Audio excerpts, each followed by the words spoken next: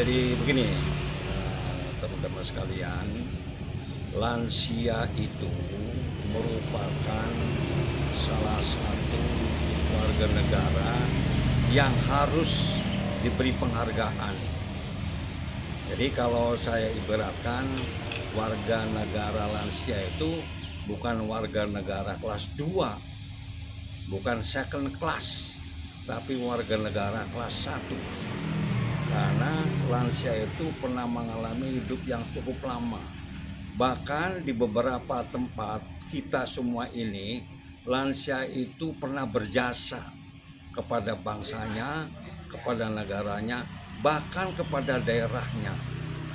Oleh sebab itu, maka perhatian pemerintah kepada lansia itu menjadi sangat dominan. Masih banyak lansia yang bernasib tragis. Secara fisik, lansia itu memang lemah. Secara finansial, mungkin lemah. Networking juga tidak sebagus dulu. Tapi satu, lansia itu masih punya martabat, masih punya harga diri. Oleh sebab itu, kita mesti menyadari harus memberikan kehormatan kepada para lansia.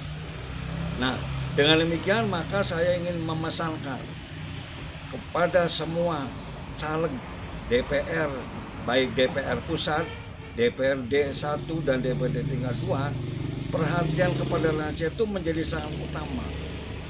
Kalau misalnya anak saya Dr. Bayu mencalonkan diri di Provinsi Jawa Barat, maka Dr. Bayu harus memperhatikan lansia di Jawa Barat. Oleh sebab itu, teknisnya seperti apa? Teknisnya yaitu pertama, lansia itu harus diberi tempat yang khusus di rumah sakit. Harus ada pavilion khusus di rumah sakit untuk lansia. Lansia jangan disuruh antri, tapi lansia diberikan tempat yang khusus untuk diberikan pelayanan.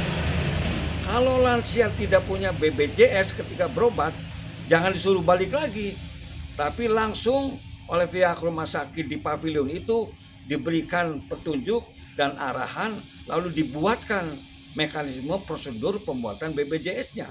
Jadi jangan disuruh balik lagi lansia itu, langsung ditangani, lalu proses pembuatan BPJS-nya dibantu dari pihak rumah sakit itu. Itu yang pertama. Oleh sebab itu, saya menghendaki agar semua teman-teman memahami, Dr. Bayu yang nanti terpilih menjadi anggota DPRD Jawa Barat, insya Allah dia harus punya tugas misi khusus, memberikan penghormatan kepada lansia. Lansia diberikan fasilitas yang maksimal. Sekarang kita sudah tahu, di PT KAI saja, tiket masuk kereta api, tiket perjalanan kereta api, lansia diberi fasilitas, diberi diskon. Apalagi bidang kesehatan, kira-kira gitu. Ini harus kita perhatikan, itu satu, yang pertama.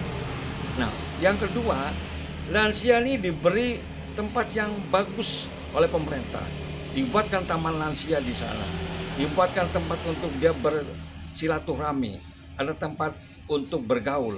Sebab lansia tidak mungkin selamanya dia tinggal di rumah, harus bersosialisasi, bersilaturahmi dengan teman-temannya. Pemerintah daerah wajib menyiapkan tempat fasilitas untuk lansia di luar rumahnya masing-masing. Saya kira itu. Jadi ada perhatian khusus. Jangan dijadikan warga negara kelas 2, second class. Harus menjadi warga negara kelas 1. Diberikan tempat yang terhormat dan diberikan kehormatan oleh pemerintah daerah. Saya kira itu untuk lansia.